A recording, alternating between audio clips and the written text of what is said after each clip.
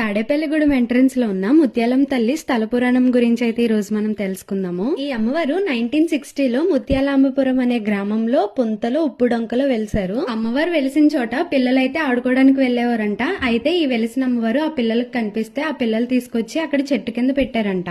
కాలక్రమంలో ముత్యాలాంబపుర గ్రామస్తులు ముత్యాలమ్మ తల్లికి గుడి నిర్మించాలని అనుకున్నారు రోడ్డు పక్కనే. అప్పుడు గ్రామస్తులు భక్తులు అందరి సహాయ సహకారాలతో 1965లో అయితే ఈ అమ్మవారికి టెంపుల్ అయితే నిర్మించారు.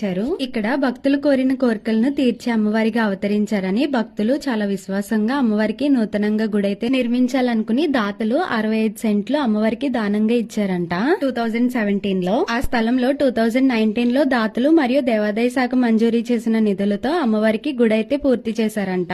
ఈ నూతనంగా నిర్మించిన ఈ అమ్మవారి టెంపుల్ అయితే అంతకు ముందు నుంచి ఉన్న అమ్మవారి టెంపుల్ పక్కనే ఉంటుంది. అమ్మవారు వెలిసినప్పుడు పిల్లలు తీసుకొచ్చి చెట్టు కింద పెట్టారని చెప్పాను కదా, ఆ చెట్టు అయితే కాలక్రమేణా నిద్రించి